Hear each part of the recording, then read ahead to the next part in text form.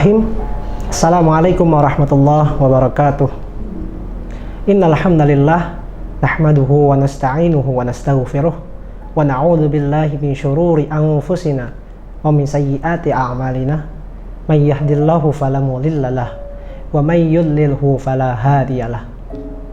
Asyhadu an la ilaha illallah wahdahu la syarikalah wa asyhadu anna Muhammadan 'abduhu wa rasuluh la nabiyya ba'dah. Allahumma salli wa sallim ala Muhammad wa ala alihi wa ashabihi wa man tabi'ahum bi ihsani ila yaumil qiyamah. Amma ba'd. Sahabat Mutiara Hati yang dirahmati oleh Allah Subhanahu wa taala dimanapun Anda berada. Puji syukur marilah kita panjatkan kehadirat Allah Subhanahu wa taala karena atas limpahan nikmah, kasih sayang dan berkahnya lah kita masih diperkenankan oleh Allah Subhanahu wa taala untuk melakukan aktivitas sehari-hari kita dalam keadaan sehat walafiat. Shalawat serta salam tak lupa pula kita haturkan kepada junjungan kita, kekasih Allah Subhanahu wa taala yang dijadikan oleh Allah Subhanahu wa taala bagi kita sebagai suri tauladan yang baik pula bagi kita. Beliaulah Nabi Muhammad sallallahu alaihi wasallam yang telah menyinari dunia ini dengan nikmat agama Islam. Sahabat Mutiara Hati yang dirahmati oleh Allah Subhanahu wa taala. Pada kesempatan kali ini saya akan menyampaikan perkara masalah pemahaman makna dari kata syirik atau dari perilaku syirik. Mendengar judul atau tajuk dari kajian kita pada kesempatan kali ini, mungkin yang terlintas dalam benak sahabat Mutiara Hati sekalian adalah mengapa sih kita harus memahami makna syirik? Bukankah syirik itu adalah dosa yang terbesar? Itu jikalau kita memiliki terbesit pikiran seperti itu. Akan tetapi, jikalau kita memang memiliki pemikiran yang seperti itu, maka sebelumnya simaklah perkataan dari Hudzaifah bin Yaman radhiyallahu anhu. Kana an-nasu yas'aluna Rasulullah sallallahu alaihi wasallam 'anil khairi wa kuntu as'aluhu 'anil syarri mukhafata ay yudrikani. Yang artinya dahulu manusia bertanya kepada Rasulullah Sallallahu Alaihi Wasallam tentang kebaikan, sedangkan aku, kata Hudzaifah bin Yaman radhiyallahu anhu, justru bertanya kepada beliau tentang keburukan yang disebabkan rasa takut keburukan itu akan menimpaku. Nah, sebagaimana seorang Muslim dituntut untuk mengetahui berbagai macam kebaikan agar dapat mengamalkannya. Dan begitu pula selayaknya bagi dia untuk mengetahui berbagai hal keburukan supaya dari mengetahui keburukan tersebut dia mampu untuk menghindarinya atau kita ini mampu untuk menghindarinya. Dan jika dicermati sejenak betapa banyak kitab-kitab ulama terdahulu atau kitab-kitab ulama salaf yang mengupas masalah dosa-dosa besar. Hal ini bertujuan untuk mengingatkan agar umat Islam tidak terjerumus di dalamnya. Dan lebih utama lagi adalah perkara syirik, atau lebih dikenal dalam istilahnya adalah menduakan Allah Subhanahu wa taala, yakni menghadirkan sesuatu selain Allah Subhanahu wa taala. Yang merupakan perbuatan tersebut adalah perbuatan yang dianggap sebagai kezaliman yang sangat-sangat besar, yang mampu menyeret kita manusia ini menjadi bahan bakar api neraka selama-lamanya. Sudah sepantasnya lah kita memahami hakikat dari kesyirikan tersebut. Karena siapa yang mengetahuinya atau karena siapa yang tidak mengetahuinya, dikhawatirkan akan terperosok di dalamnya selama-lamanya juga. Sebagaimana yang dikatakan oleh penyair Arab Abu Faras Al-Hamdani, yang artinya, aku mengetahui keburukan bukan untuk berbuat keburukan, akan tetapi agar aku mampu terhindar darinya. Karena barang siapa manusia yang tidak mengetahui keburukan, kata Abu Faras Al-Hamdani, suatu saat ia akan terjerumus ke dalamnya. Jadi menurut beliau rahimahullah ta'ala, Abu Faras Al-Hamdani mengatakan bahwa dia mengetahui keburukan itu bukan untuk melakukan tindak keburukan tersebut, akan tetapi supaya mampu dia menghindari keburukan itu. Dan barang siapa yang tidak mengetahui keburukan itu, maka suatu saat dia akan terjerumus dalam keburukan itu. Secara etimologi, syirik berarti maknanya adalah persekutuan yang terdiri dari dua atau lebih, yang disebut dengan sekutu.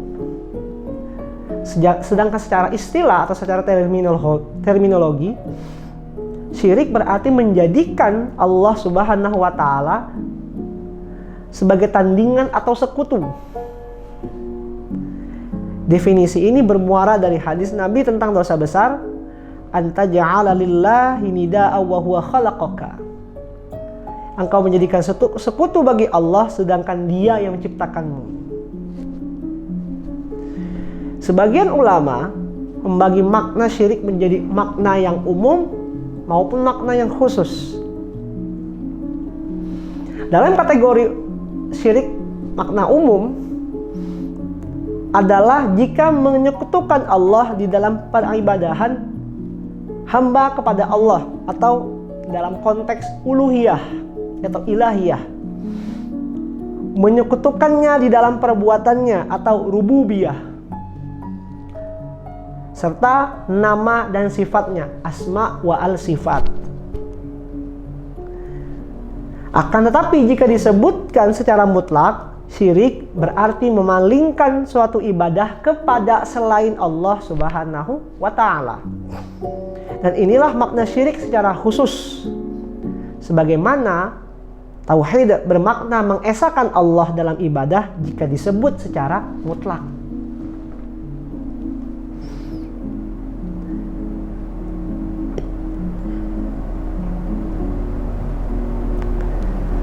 Kalau yang umum tadi adalah menyekutukan Allah dalam hal peribadahan, dalam hal perbuatan, maupun dalam hal nama dan sifat Allah. Diadakan tandingan. Itu secara umum. Syirik dalam kategori umum. Sedangkan secara khusus, syirik adalah melakukan suatu ibadah tapi tidak hanya kepada Allah, melainkan ada tandingan-tandingan lain yang dilakukan suatu peribadahan. Karena kesyirikan jenis inilah yang diperangi oleh Rasulullah Sallallahu Alaihi Wasallam semasa beliau hidup. Bahkan kesyirikan pertama yang terjadi di muka bumi ini disebabkan oleh penyelewengan dalam beribadah kepada selain Allah yang telah menimpa kaum Nabi Nuh alaihi salam. Sebagaimana yang terjadi pada orang-orang yang dianggap soleh, yang mungkin kalau tidak salah itu dulu sebelum Nabi Nuh diciptakan atau pas Nabi Nuh diciptakan, ada yang bernama Wad, Suwa, Yaguth, Ya'uq, dan Nasr. Kelima orang ini adalah orang-orang solih, atau menurut kita itu adalah orang-orang yang memiliki kelebihan yang diberikan oleh Allah Subhanahu wa Ta'ala. Namun ketika kelima orang ini meninggal, Wad, Suwa, Yaguth, Ya'uq, dan Nasr ini meninggal, itu kemudian dibentuklah oleh kaum Nabi Nuh itu dulu berhala-berhala mereka, atau patung-patung yang serupa dengan gambaran wujud mereka ketika hidup. Untuk nama-nama ini silahkan dicek di surah Nuh juz ke-29, surah ke-71. Silahkan dicek oleh sahabat Mutiara Hati rahimakumullah. Diriwayatkan, tadi di zaman Nabi Nuh terdapat beberapa orang soleh.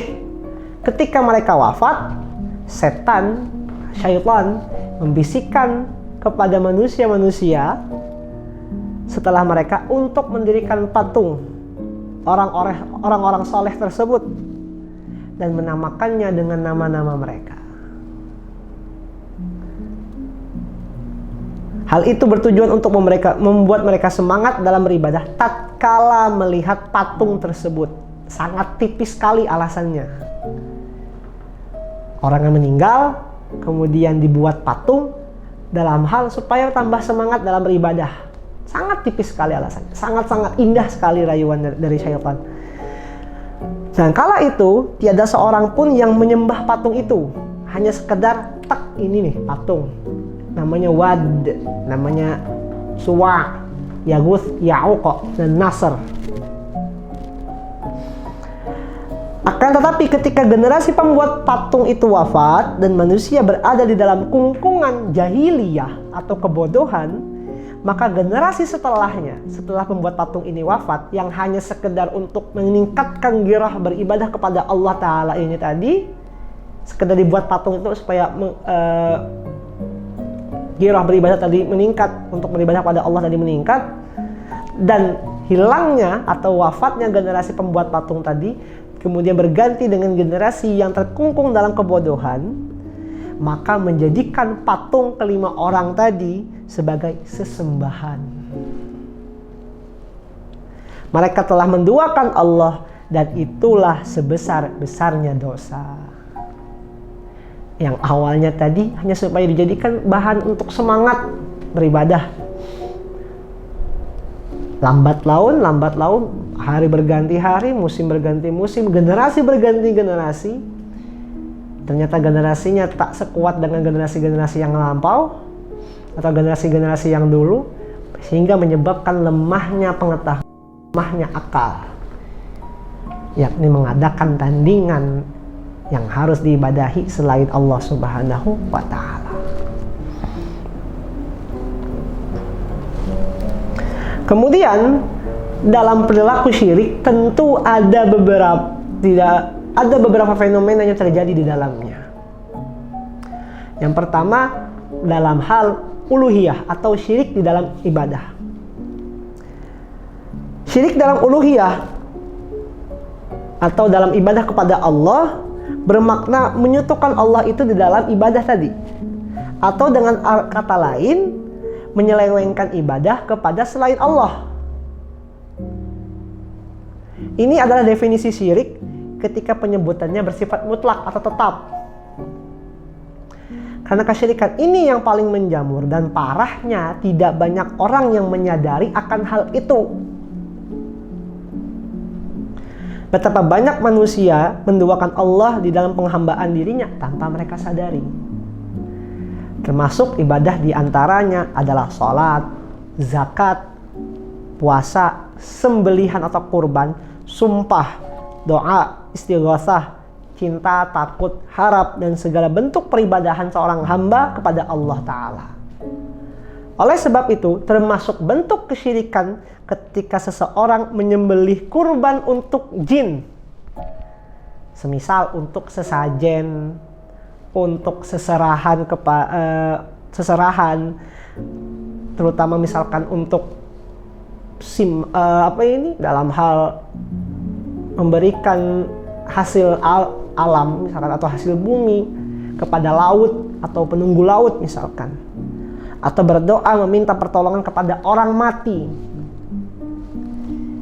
meminta wasilah bahasa kita itu, atau penyelewengan ibadah lainnya kepada selain Allah Subhanahu wa Ta'ala. Sebagaimana firman Allah Subhanahu wa Ta'ala, wa annal masajida lillahi fala tad'u ma'allahi ahada. Dan sesungguhnya masjid-masjid itu adalah milik Allah. Fala tad'u ma'allahi ahada. Maka janganlah kalian menyembah sesuatu hal di dalamnya itu selain Allah. Fala tad'u ma'allahi ahada. Jangan sampai ketika kita di masjid beribadah itu membersamai Allah dengan tandingan yang lain. Karena apa? Wa annal masajida lillah. Karena sesungguhnya masjid itu adalah kepunyaan Allah. Quran surah Al-Jin surah ke-72 ayat 18.